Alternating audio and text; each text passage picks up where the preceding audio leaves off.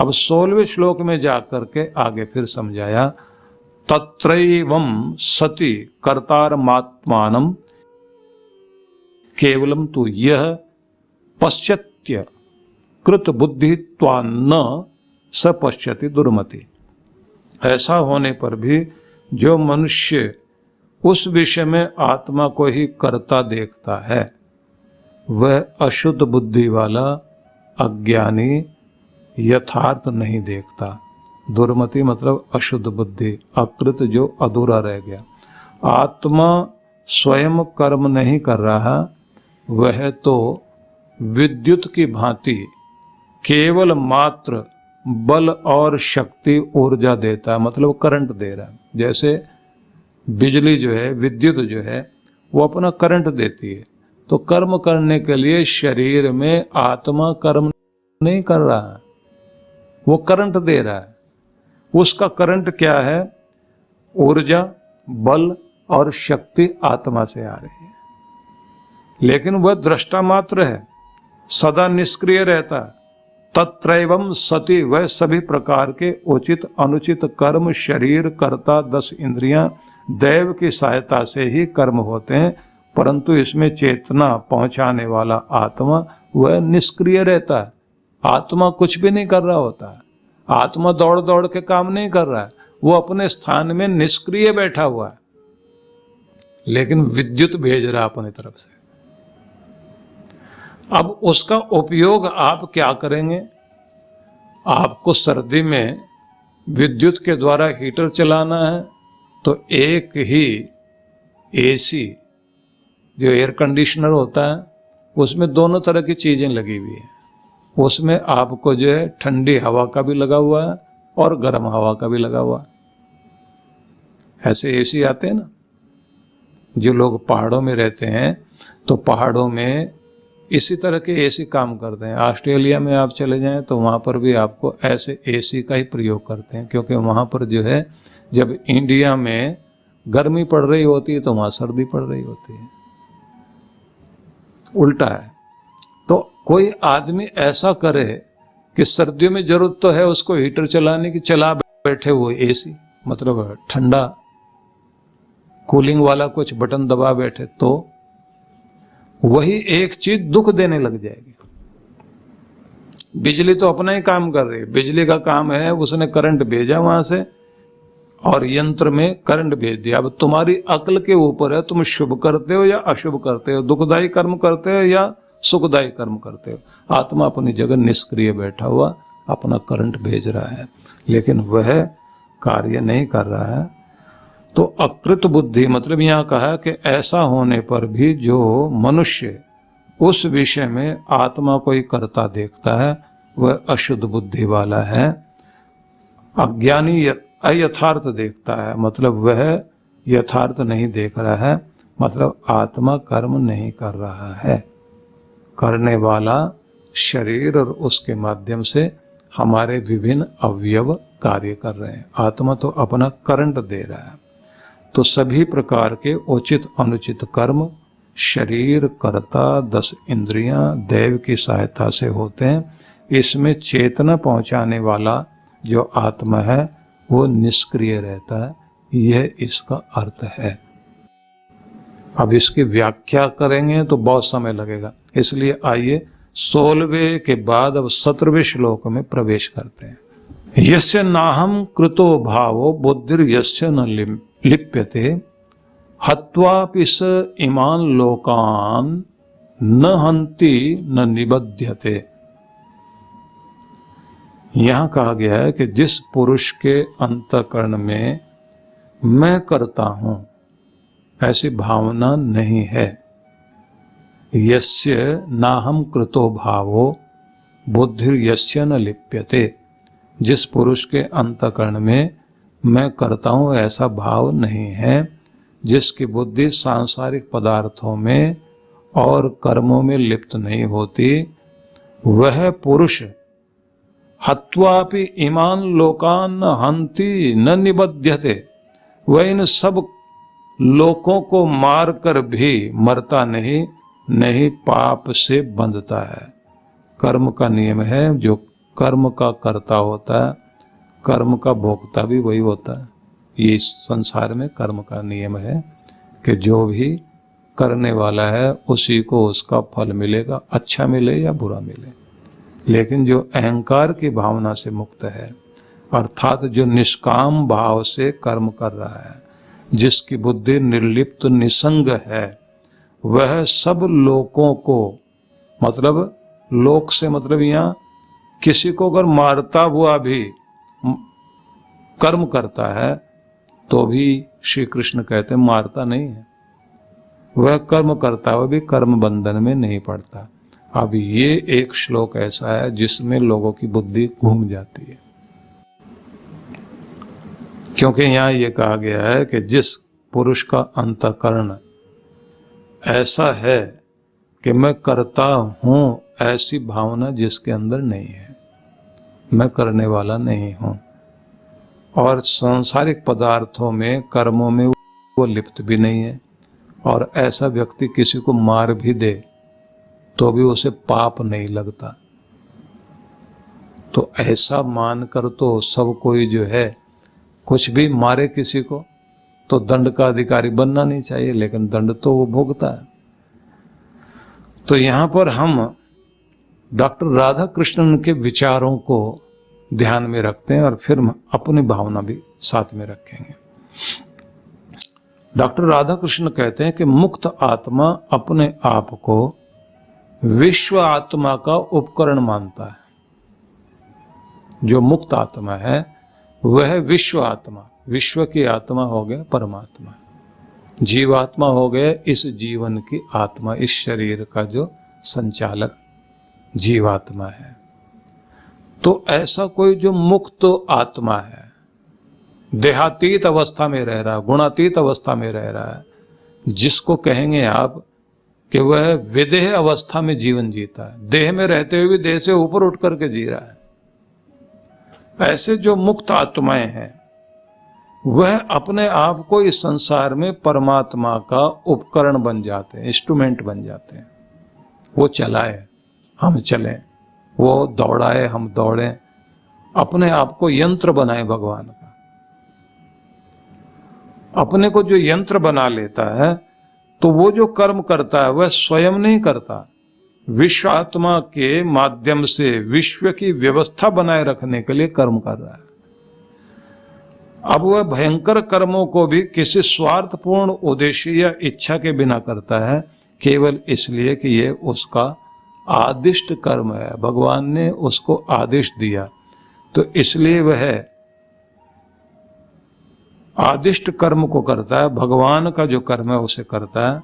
इसका यह अर्थ नहीं कि हम दंड से मुक्त होकर अपराध कर सकते हैं, इसका मतलब केवल इतना ही है कि ऐसा कार्य करने वाला व्यक्ति अपने आप को परमात्मा का उपकरण मानकर उसके आदेशों का पालन संसार में कर रहा होता है, और परमात्मा के आदेश का पालन करने वाला व्यक्ति किसी को कष्ट नहीं पहुंचाता।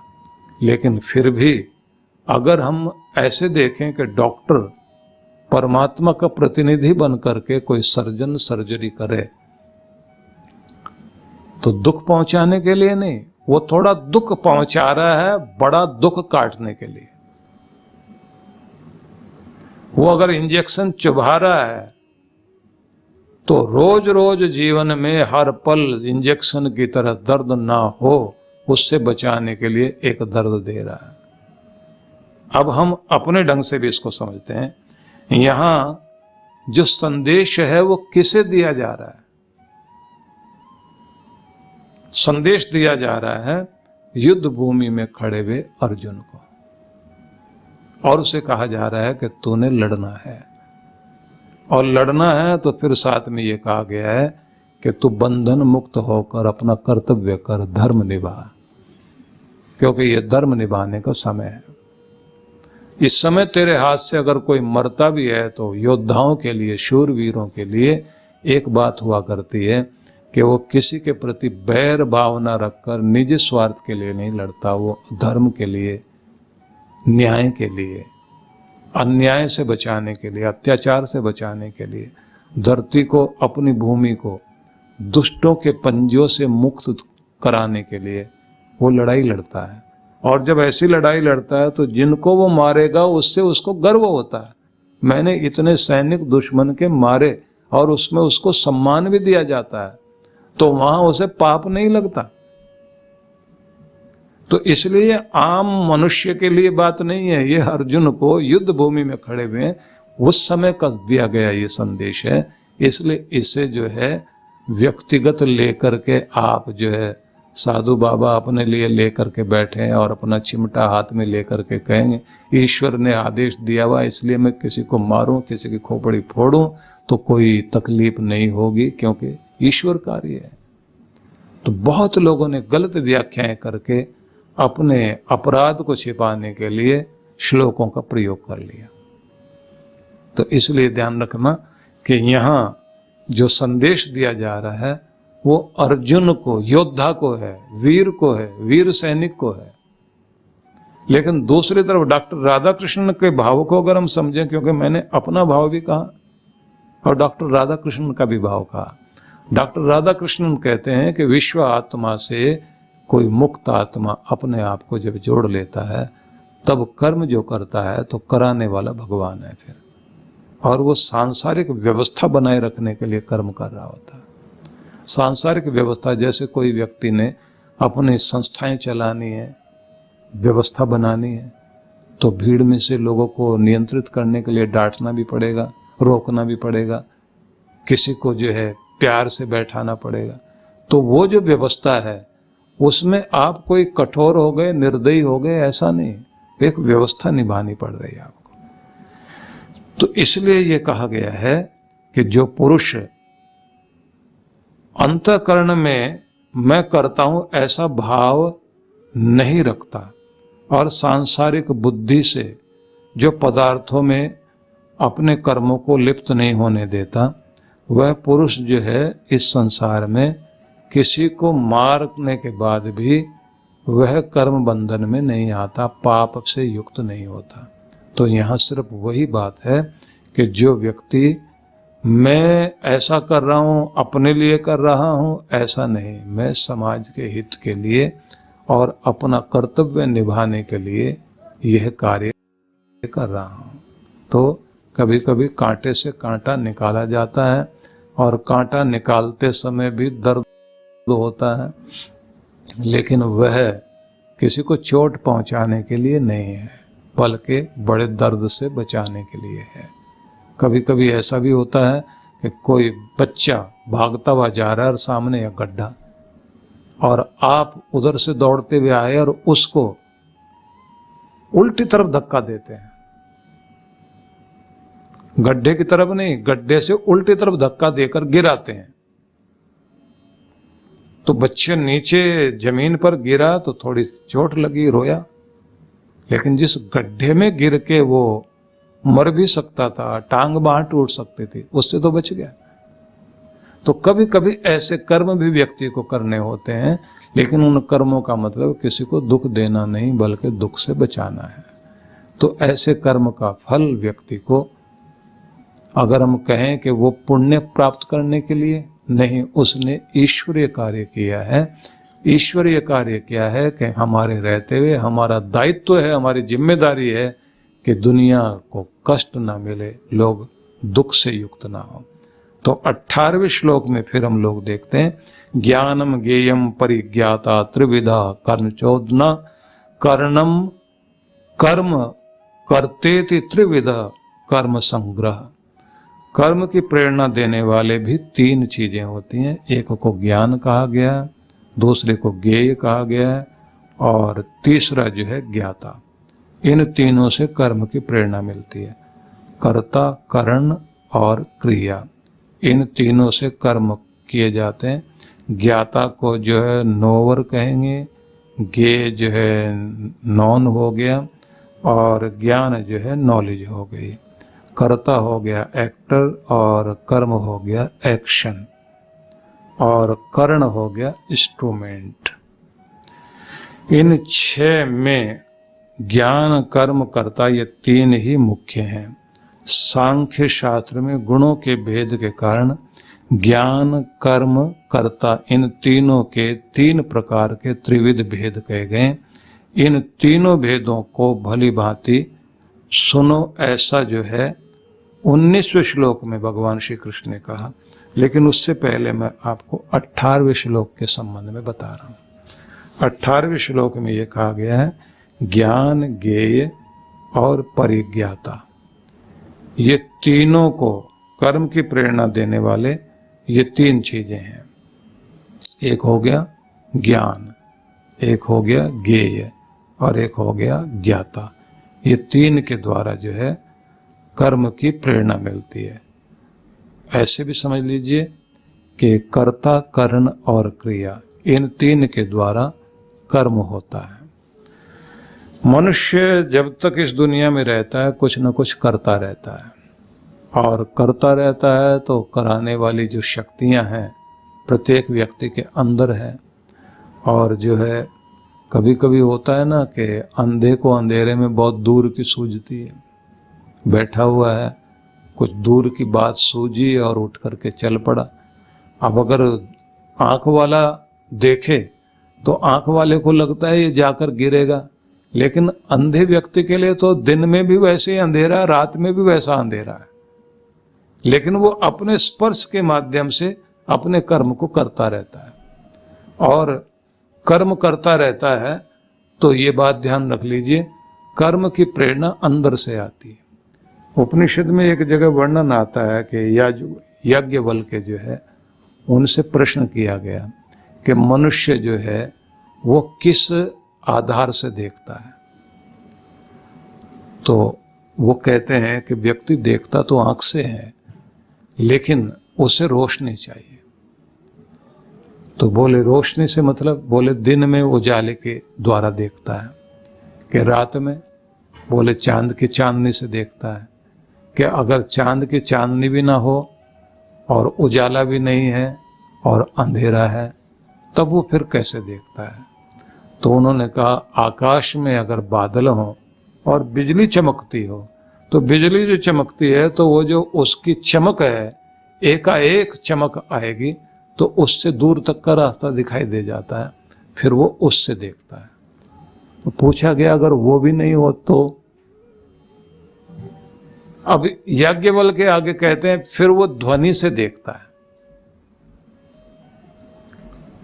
तो यहां बड़ी अद्भुत बात कही गई, ध्वनि से देखता है, कि आवाज देता है किसी को कि कोई है, तो आदमी उधर से कहता है चले आओ, सीधे सीधे चले आओ, जैसे आ रहे हो वैसे चलते चले आओ, तो ध्वनि से देखता है।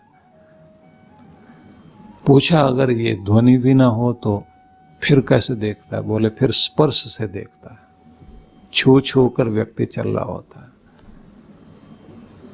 कि अगर ये भी नहीं हो तो? तब उन्होंने कहा फिर वह अपने अंतःकरण से देखता है, अपनी आत्मा से देखता है। कि वो देखना कैसा होता है कि अंदर सूझता रहता है और फिर व्यक्ति चलता रहता, काम करता रहता है। इस तरह से व्यक्ति जो है वो ज्ञाता जो है आत्मा अपना कार्य करता है, और कार्य करने के लिए उसे कर्ण चाहिए, इंद्रियां चाहिए, और इसकी नॉलेज भी चाहिए। ये 3 ही चीजें हैं जो व्यक्ति को प्रेरित करती हैं कर्म करने के लिए। क्योंकि अगर हम करना भी चाहें और इंद्रियां भी ठीक हैं, लेकिन कार्य करने का ज्ञान ही नहीं, सूझ ही नहीं कि करना क्या है, जब हमको सूझता नहीं तो हम वहीं के वहीं रुके रह जाते हैं। तो इसलिए कहा जाता है कि सूझना भी चाहिए कि हम क्या करें। तो इसलिए 3 चीजें जो हैं कर्म की प्रेरणा बनते हैं। अब 18वें के बाद हम 19वें श्लोक में चलें। गीता के 18वें अध्याय के 18 श्लोकों तक हम लोग पहुंचे थे। आज यह 19वें श्लोक से हम लोग आज की यात्रा को आगे बढ़ाएंगे।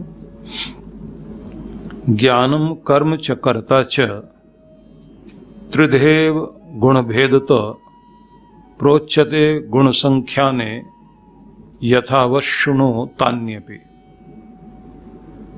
श्री कृष्ण कहते हैं कि इन 6 में ज्ञान कर्म कर्ता 3 मुख्य हैं, अर्थात सांख्य शास्त्र में गुणों के भेद के कारण ज्ञान कर्म और कर्ता इन तीनों के 3 प्रकार के विविध भेद कहे गए हैं। इन भेदों को तू भली भांति मुझसे सुन। समझाया गया है कि गुणों का विवेचन करने वाले शास्त्र में ज्ञान कर्म तथा गुणों के भेद से 3 प्रकार के कहे गए हैं। वे आप मुझसे भली भांति सुनो। तो ज्ञान कर्म और कर्ता ये 3 प्रकार के गुण भेद बताए हैं और इन्हें कहा गया है कि यह शास्त्र के अनुसार गुणों का विवेचन है। तो गुण भेद से मतलब क्या हुआ? गुण भेद से मतलब है कि जैसे जीव के गुण कैसे होते हैं, जीवात्मा के गुण कैसे होते हैं, जीव किस प्रकार के गुणों के कारण सात्विक राजसिक और तामसिक होता है, और जीव किस प्रकार के गुण किस प्रकार उसे किन गुणों की ओर प्रवृत्त करते हैं, अपनी तरफ खींचते हैं। तो इस तरह से इन्हें कहा गया गुण भेद। देखा जाए आत्मा के जहाँ लक्षण बताए गए हैं, न्याय दर्शन में या सांख्य आदि में जो, या वैशेषिक में भी जहाँ संबंध बताए गए हैं, तो वहाँ पर न्याय में हम देखें इच्छा द्वेष प्रयत्न सुख दुख ज्ञानानि आत्मनो लिंगम, ऐसे गुण बताए गए हैं कि जिसके कारण, आत्मा के कारण इस शरीर के अंदर इच्छा उत्पन्न होती है, किसी चीज को प्राप्त करने की कामना। आत्मा के कारण ही किसी चीज से दूर हटने की भावना उत्पन्न होती है। क्यों? क्योंकि अगर शरीर में आत्मा ना हो तो शरीर न तो इच्छा करता, किसी चीज को पाने की कामना करता, न किसी चीज से दूर हटता, और न किसी चीज की जानकारी जिज्ञासा जानने की इच्छा रखता। क्योंकि जब तक आत्मा शरीर में तभी तक हम जानना भी चाहते हैं।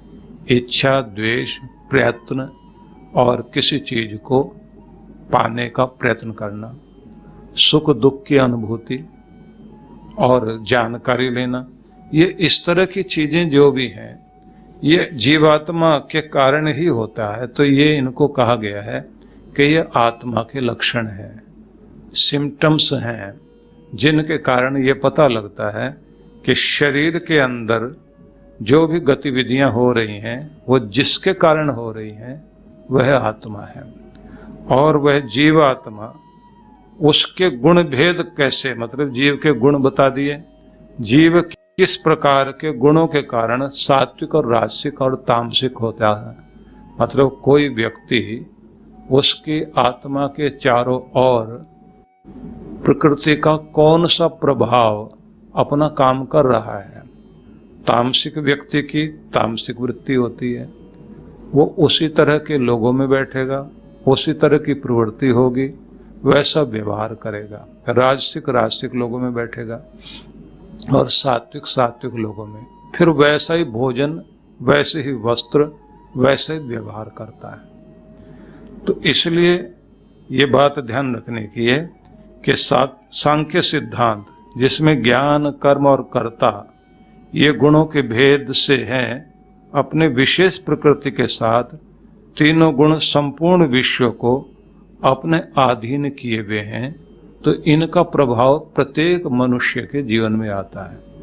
आप ऐसे समझ लीजिए, ज्ञान कर्म और कर्ता, इनके गुणों के जो भेद सांख्य सिद्धांत में कहा गया है, तो वो सभी प्रकृति के 3 विशेष गुणों के कारण सभी लोग 3 गुण प्रकृति के सात्विक राजसिक और तामसिक जो 3 गुण हैं वे सभी को प्रभावित करते हैं, समस्त जीवों को प्रभावित करते हैं। जो जीव जिस तरह की प्रवृत्ति के हैं उनके पीछे वैसा गुण काम करता है। मतलब जो तामसिक जीव हैं अंधेरे में, नाली में, रात्रि में, गंदी जगह में आप उनको विचरण करते हुए देखते हैं। मतलब पशु पक्षी कीट पतंग से लेकर सब में प्रकृति के 3 गुणों का कार्य चल रहा होता है, और जिस गुण की प्रधानता होती है उसी के अनुसार कर्ता, कर्म और ज्ञान की प्रकृति भी 3 तरह की होती है। इनमें जो सात्विक है वे लोग ऐसे कर्म करते हैं, जो सात्विक मनुष्य हैं उनके सात्विक कर्म होते हैं, वो बंधन में नहीं बांधते। लेकिन जो राजसिक और तामसिक कर्म है वो बंधन में बांध लेते हैं।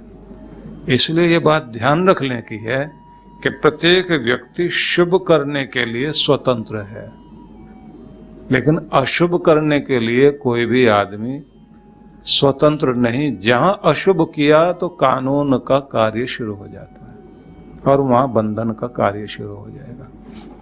तो अच्छा करने के लिए तो आप सभी स्वतंत्र हैं, दान दीजिए, लेकिन किसी का छीनिए तो अशुभ में आपको उसी समय बंधन में बांधा जाता है। इसी प्रकार से राजसिक कार्य में क्या होता, राजसिक प्रवृत्ति में आदमी गुस्सा करेगा, झगड़ा करेगा, कुछ भी इस तरह का व्यवहार करेगा। तो जो भी इस तरह की प्रवृत्तियां होती हैं राजसिक में, वो भी बंधन में बांधने वाली होती हैं। तो ये बताया गया है कि 3 प्रकार के जो कर्म हैं उनके गुण भेद के कारण जो है, मतलब ज्ञान, कर्म और कर्ता, ये जो 3 बताए गए थे, उनके भी फिर कहा गया है कि गुण भेद से इनके भी 3 भाग हैं। तो ये शास्त्र में जो समझाया गया है कि अर्जुन मैं तुम्हें उसके विषय में बताऊंगा। तो अब अगले श्लोक में हम लोग प्रवेश करेंगे। 20वां श्लोक हम लोग देखेंगे। सर्वभूतेषु ये नैकम भावम अव्यमीक्षते अविभक्तम विभक्तेषु तत्ज्ञानम विद्धि सात्विकम। अब बताया जा रहा है कि जिस ज्ञान से मनुष्य पृथक पृथक सब प्राणियों में एक अविनाशी परमात्म भाव को विभाग रहित समभाव से स्थित देखता है, उस ज्ञान को तुम सात्विक जानो। मतलब पिछले श्लोक में 3 चीजें बताई गई थी, ज्ञान, कर्म और कर्ता। उन तीनों के विषय में बताया गया था कि गुण भेद से इनके भी तीनों के अलग अलग रूप हैं, सात्विक, राजसिक और तामसिक। तो अब ये बताया गया है कि सात्विक ज्ञान किसे कहते हैं। तो समझाया है कि सात्विक ज्ञान तुम उससे जानो, सर्वभूतेषु येन एकम भावम अव्ययम इक्षते, जिस एक के द्वारा सभी प्राणियों में एक भाव का दर्शन होता है। क्या भाव का दर्शन होता है कि सभी विभक्तेषु अविभक्तम, सभी अलग अलग चीजों में वो एक क्या चीज है। सब जितने भी अलग अलग चीजें दुनिया की हैं, बटे हुए संसार में, तरह तरह की विविधता वाले संसार में एक चीज क्या है जो सब में है। तो उसको जब तुम जान लेते हो तो ये ज्ञान है। अब उसे समझ लीजिए आप, उसी को समझाया जा रहा है। जिस ज्ञान से मनुष्य सभी अलग अलग प्राणियों में या समस्त भूतों में, तत्वों में एक, जिसका कोई भाग नहीं है, लेकिन समभाव से एक जैसी चीज जो सब में दिखाई देती है, महसूस होती है, उस एक अविनाशी तत्व को जिसके द्वारा जान लिया जाता है, उसको सात्विक ज्ञान कहा जाता है। तो ये दर्शन शास्त्र की भाषा हो गई। अब इस भाषा को आप साधारण ढंग से समझें तो कैसे समझेंगे, उसको मैं समझा रहा हूं। जिस ज्ञान से जीव सब विभक्त प्राणियों में एक अविनाशी भाव को अविभक्त देखता है, बिना बटा हुआ देखता है। वो जो सात्विक ज्ञान है, मतलब सब में एक परमात्मा को जिस ज्ञान के द्वारा व्यक्ति देखता है कि सब में एक ही परमात्मा है, सबका एक ही आधार है, जो ये द्वैत भाव है, मैं और तुम अलग अलग हैं पर दोनों के अंदर एक ही चीज है, परमात्मा। जो हमारे यहाँ अभिवादन में लोग बोलते हैं ना, राम राम, तो राम राम बोला तो उसने भी राम राम कहा। तो इसका मतलब क्या हुआ? मेरे राम और तेरे राम अलग नहीं, मतलब हम दोनों के अंदर एक ही परमात्मा है। तो हम दोनों अभिन्नता अनुभव कर रहे हैं, हम दोनों एक ही हैं। अपनेपन को दर्शाने के लिए भगवान को बीच में अभिवादन के रूप में लेकर आए, और उसने भी कहा राम राम। हाँ, तुम्हारे अंदर का राम और मेरे अंदर का राम एक ही है, मतलब मैं और तुम एक ही हैं। हम एक दूसरे को अपना प्रेम और आदर अब व्यक्त करते हैं। तो ये जो सब में एक को देखना कि सबके अंदर, मतलब सब जीवात्माएं अलग अलग हैं लेकिन सबके अंदर परमात्मा एक ही है, सबके अंदर परम चेतना एक ही है। जितने भी सारे जगत के अंदर प्राणी हैं, सब में वह एक ही परमात्मा है। उसी के कारण हमारी चेतना काम करती है, उस चेतना के कारण हमारा शरीर काम करता है। तो कहते हैं ये सात्विक ज्ञान है कि समस्त भूतों में जो अलग अलग तरह के विविध प्रकार के इस संसार के अंदर भूत मतलब प्राणी मात्र हैं या पदार्थ भी मान लीजिए, तो सबके अंदर विविधता से भरे हुए संसार में जो एक ऐसी चीज है सब में बराबर एक जैसी है कि उसका नाम ही परमात्मा है। जिस ज्ञान के द्वारा यह अनुभूति होती है उस ज्ञान को सात्विक ज्ञान कहते हैं। तो अब यहाँ जाकर चीज स्पष्ट होती है। और अगर थोड़ा सा और सरल करना चाहें तो ये परिवर्तनशील संसार में जो अपरिवर्तनशील है, बदलने वाली दुनिया में जो नहीं बदलता, वो क्या है? जो सबका आधार, सबका सहारा, सब जिस पर टिके हुए हैं और अलग अलग तरह की चीजें जिस पर टिकी हुई हैं, पूरी दुनिया जगत जिस पर टिका हुआ, जिस जो सबका सहारा है, वो क्या? तो परमात्मा सबका सहारा। परिवर्तित होने वाली चीजों में भी जो कभी नहीं बदलता वो परमात्मा। भिन्नता में भी जो अभिन्न है वह परमात्मा। उसको जिस ज्ञान के द्वारा आप अनुभव करते हैं उस ज्ञान को सात्विक ज्ञान कहा गया। तो ये भाव बताया गया कि जिस ज्ञान के द्वारा आप इस समस्त प्राणियों में परमात्म भाव से कोई बंटवारा ना करके समभाव से एक ही चीज को देखते हैं कि एक चीज सबके अंदर एक जैसी समान भाव से व्याप्त है, जिस ज्ञान के द्वारा ये दिखाई देता है उस ज्ञान को सात्विक ज्ञान कहा गया। लेकिन होता क्या है कि जब हम लोग किसी चीज को दार्शनिक भाषा में कहते हैं तो वहां दिमाग घूमता है, ऐसे शब्दावली का प्रयोग किया जाता है। तो उस शब्दावली से जो है कभी कभी हम लोग जो है नित्य अनित्य का, शुचि अशुचि का, समष्टि और व्यष्टि का ये भेद करना जो है, विभू और परिच्छिन्न का भेद करना हम लोगों के लिए मुश्किल हो जाता है कि ये पारिभाषिक शब्द जो है, परिभाषा जिससे दी जाती है वो क्या है। तो उस समय लोग गोल गोल घूमने लग जाते हैं, और अगर उसको जो सरल करके देखें तो दिखाई देता है कि बात कुछ भी नहीं है, इतनी साधारण सी तो बात कही गई है। लेकिन दर्शन शास्त्र और उपनिषद दोनों में एक बड़ा अंतर है। दर्शन शास्त्र जो है आंख का विषय, बुद्धि का विषय है, और उपनिषद जो है वो क्योंकि सुने गए हैं तो वो कान का विषय है। तो जो सुना गया है तो वो कहानी की तरह है, और जो देखा गया है वो तर्क के द्वारा विश्लेषण करना, विवेचन करना, बाल की खाल निकालना। तो दर्शन शास्त्र में सारा सब कुछ यही है। और फिर आप अपने जो है भारतीय दर्शन को देखें, उसके बाद आप पाश्चात्य दर्शन को देखें। भारतीयों में भी जब आप जो है वेदांत को देखेंगे या जैन दर्शन को देखेंगे, जैन दर्शन भी बड़ा अद्भुत है, बड़ा विशाल है, और बहुत घूम जाता है आदमी। और बाद में व्यक्ति को ये लगता है कि साधर्म वैधर्म की जो व्याख्या की जा रही है, कि कहा जाता है ना कि सारे संसार में जो वैशेषिक दर्शन जब आप पढ़ेंगे तो वहाँ बताया गया ना कि साधर्म्यता के विषय में बताइए आप।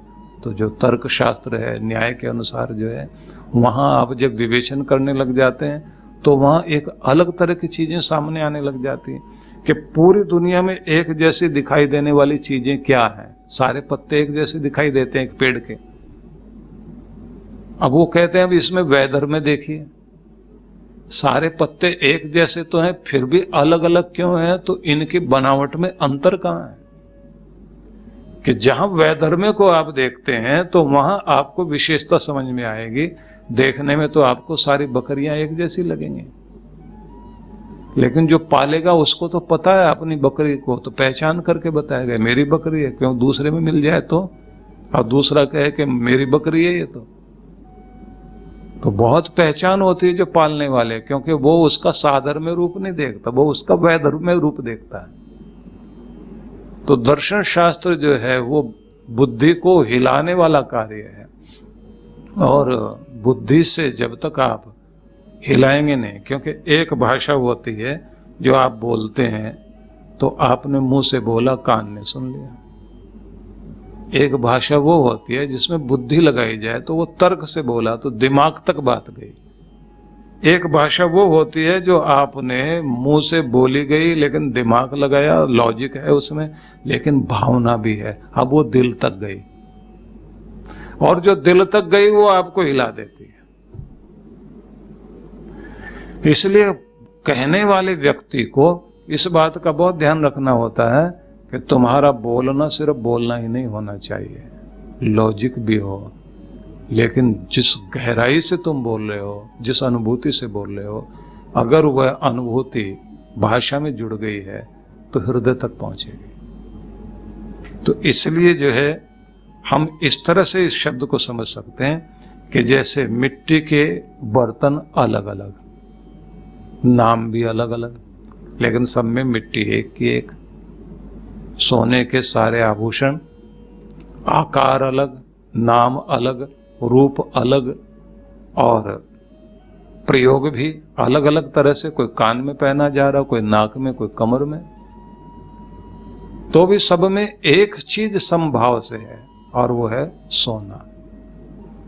जब उसको बेचने जाओगे तो उस बेचते समय सोनार ने जब खरीदना तो तोल के हिसाब से खरीदना, सोने के हिसाब से खरीदना, आपके आकार के हिसाब से नहीं खरीदना कि वो देख करके कहे चलो ये तो झुमका है, ये तो नाक का कुछ है, ये गले का नेकलेस है। वो ये नहीं बोलेगा, वो कहेगा सोना है तो सोने जैसे ढंग से तोलने दो।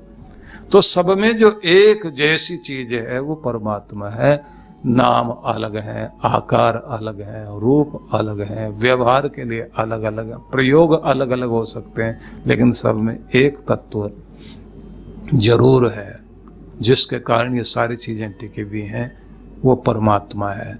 तुम जब इस ज्ञान को समझने लग जाते हो कि पूरी दुनिया का आधार मेरा भगवान है, और ये बदलने वाली चीजें जितनी भी हैं वो सब जो बदल रही हैं, परिवर्तित हो रही हैं, वो मिटने वाला जड़ जगत है, लेकिन जो नहीं बदलेगा, एक जैसा रहेगा, वह परम तत्व परमात्मा है। तो ये ज्ञान जब आता है तो इसे कहा गया सात्विक ज्ञान। अभी 21वें श्लोक के लिए हम अगली यात्रा में प्रवेश करेंगे।